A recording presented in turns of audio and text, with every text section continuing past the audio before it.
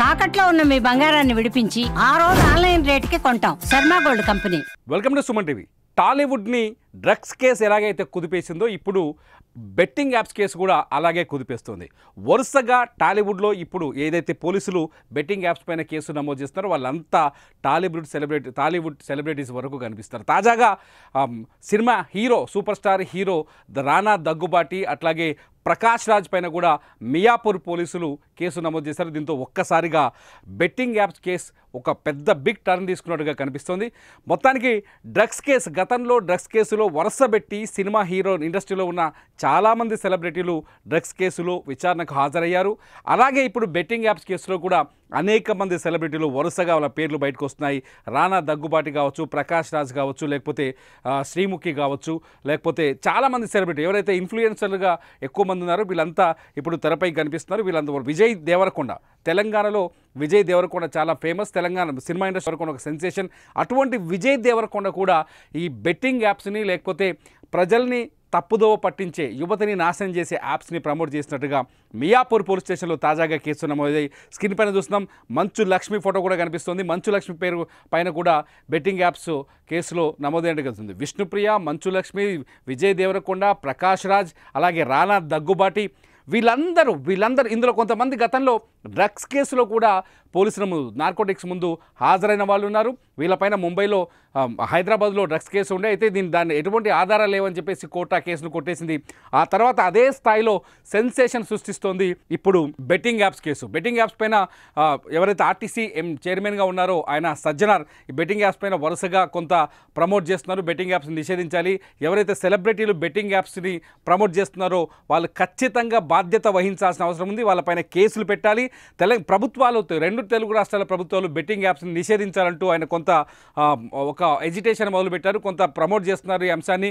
అలా వరుసగా మీడియాకి ఇంటర్వ్యూలు ఇస్తున్నారు.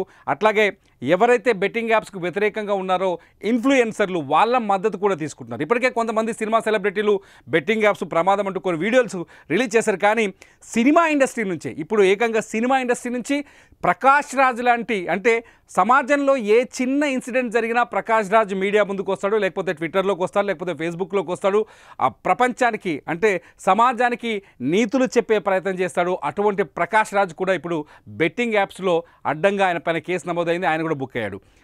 దగ్గుబాటి రానా దగ్గుబాటి తెలుగు ఇండస్ట్రీలో ఒక పాపులర్ సినిమా ఫ్యామిలీకి సంబంధించిన వ్యక్తి. వాళ్ళకి సినిమా ఇండస్ట్రీలో తెరగని చరిత్ర ఉంది, వాళ్ళ తాతల కాలం నుంచి తరగని చరిత్ర ఉంది. అటువంటి చరిత్ర ఉన్న రానా దగ్గుబాటి కూడా బెట్టింగ్ యాప్స్ ప్రమోట్ చేస్తున్నట్టుగా పోలీసులు భావిస్తూ ఆయనపై కూడా మియాపూర్ పోలీసులు కేసు నమోదు చేశారు. ఇకపోతే విజయ్ దేవరకొండ తెలంగాణ ప్రాంతానికి చెందిన సినిమా నటుడు. విజయ్ దేవరకొండ ఒక సెన్సేషనల్ నటుడు. ఆయన యాక్టింగ్ కావచ్చు, భాష కావచ్చు, యూత్ ఫాలోయింగ్ ఎక్కువగా ఉన్న నటుడు విజయ్ దేవరకొండ కూడా ఇప్పుడు బెట్టింగ్ యాప్స్లో అడ్డంగా ఇరుక్కుపోయినట్టుగా తెలుస్తుంది. విజయ్ దేవరకొండ పైన కూడా ఇప్పుడు మియాపూర్ పోలీసులు కేసు నమోదు చేశారు. ఇకపోతే మంచు లక్ష్మి ఇటు సోషల్ మీడియాలో కావచ్చు, డిజిటల్ మీడియాలో కావచ్చు, అటు సినిమా ఇండస్ట్రీలో కావచ్చు కాస్త సెన్సేషనల్ అని చెప్పాలి. మంచు లక్ష్మి పైన కూడా ఆమె కూడా బెట్టింగ్ యాప్స్ని ప్రమోట్ చేసినట్టుగా పోలీసుల దగ్గర సమాచారం ఉంది. వీళ్ళందరూ ఎవరైతే నిజానికి మీడియం అనేది ఒక మంచిని వ్యాప్తి చెందించే విధంగా ఉండాలి, ఒక మంచిని ప్రచారం చేసే విధంగా ఉండాలి. కానీ ఈ మీడియం ఇప్పుడు ఇటువంటి సినిమా స్టార్లు వీళ్ళంతా మంచి కోసం మాట్లాడాలి. కానీ వీళ్ళంతా యువతని నాశనం చేసే బెట్టింగ్ యాప్స్ని ప్రమోట్ చేశారు. బెట్టింగ్స్ వల్ల నిత్యం కనీసం 10 ఆత్మహత్యలు జరుగుతున్నాయి. వచ్చే మార్చి 22వ తారీఖు నుంచి ఐపీఎల్ ప్రారంభం కాబోతుంది. ఐపీఎల్లో మళ్ళీ బెట్టింగ్ యాప్స్ వేల కోట్లు దండుకోవడానికి రెడీ అవుతున్నాయి. ఈ తరుణంలో ఇటువంటి సెలబ్రిటీలు బెట్టింగ్ యాప్ ప్యాకాట కావచ్చు, రమ్మీ కావచ్చు, ఆన్లైన్ రమ్మీ కావచ్చు, ఆన్లైన్ క్రికెట్ బెట్టింగ్ కావచ్చు, లేకపోతే ఫుట్బాల్ పైన ఆన్లైన్ బెట్టింగ్స్ కావచ్చు, వీళ్ళందరూ ఇటువంటి స్టార్స్ వల్లే యూత్ బెట్టింగ్ వైపు టర్న్ అవుతున్నారు. చాలామంది చెప్తున్నారు ఇందులో లైసెన్స్డ్ యాప్స్ ఉన్నాయి, కొన్ని లైసెన్స్ లేని యాప్స్ ఉన్నాయి, కొన్నేమో యువతని స్కిల్ యాప్స్ అంటున్నారు, నాన్ స్కిల్ యాప్స్ అంటున్నారు. ఇదంతా పక్కన పెడితే ఫస్ట్ ఆఫ్ ఆల్ బెట్టింగ్ చేయాలి, దీనిపైన ఒక పందెం కట్టాలని నేర్పిస్తుంది కూడా. ఏ యాప్ అయినా పందెం కట్టాలని నేర్పిస్తుంది. ఈ పందెం అలవాటు చేయడం వల్ల యువత జీవితం నాశనం అయిపోతుంది. గ్రామీణ ప్రాంతాల్లో కడప, కర్నూలు, నిజామాబాద్, అట్లాగే కరీంనగర్ ఏరియాల్లో చాలా చోట్ల ఇటువంటి కేసులు వరుసగా మనకు కొత్తగూడెం ఇటువంటి ఏరియాలో రూరల్ ఏరియాలో కూడా ఇటువంటి బెట్టింగ్ యాప్స్ కేసులు అనేకం రిజిస్టర్ అవుతున్నాయి. బెట్టింగ్ యాప్స్ వల్ల కుటుంబాలు కోల్పోతున్నారు, ఆత్మహత్యలు చేసుకుంటున్నారు, ఫ్యామిలీలు ప్రాణాలు తీసుకున్న సందర్భాలు అనేకం ఉన్నాయి. ఇటువంటి బెట్టింగ్ యాప్స్ని ప్రమోట్ చేస్తున్న వాళ్ళు ఇప్పుడు సినిమా హీరోలు కూడా ఉండటం అనేది కాస్త ఆలోచించాల్సిన విషయం, కాస్త కాదు ఎక్కువగా చర్చించాల్సిన అంశం. సినిమా హీరోల పైన కూడా ఇవాళ ఎఫ్ఐఆర్ నమోదు అవ్వడం, మియాపూర్ పోలీస్ స్టేషన్లో ఎఫ్ఐఆర్ నమోదు అవ్వడం చూస్తుంటే సినిమా ఇండస్ట్రీలో ఉండే మంచి నటులుగా మంచి ఫాలోవర్స్ ఉన్న నటులు కూడా వాళ్ళ ఫ్యాన్స్నే దారి మళ్లించి వాళ్ళ జీవితాన్ని నాశనం చేస్తున్నారా అనే ప్రశ్న ఇక్కడ ఉత్పన్నమవుతుంది.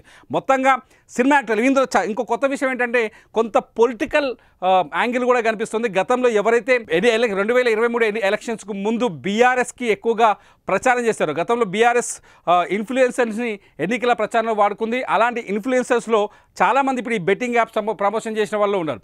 నిజానికి అంటే ఇక్కడ పొలిటికల్ కోణం ఇక్కడ ఏంటంటే బీఆర్ఎస్ ఎవరైతే ఇన్ఫ్లుయెన్సర్స్ ఉన్నారో వాళ్ళ చేత అప్పట్లో బీఆర్ఎస్ కోటేయమని చెప్పేసి వీళ్ళు ప్రచారం చేయించుకున్నారు. అలా ప్రచారం చేసిన వాళ్ళంతా బెట్టింగ్ యాప్స్ కూడా ప్రచారం చేశారు ఇక్కడ.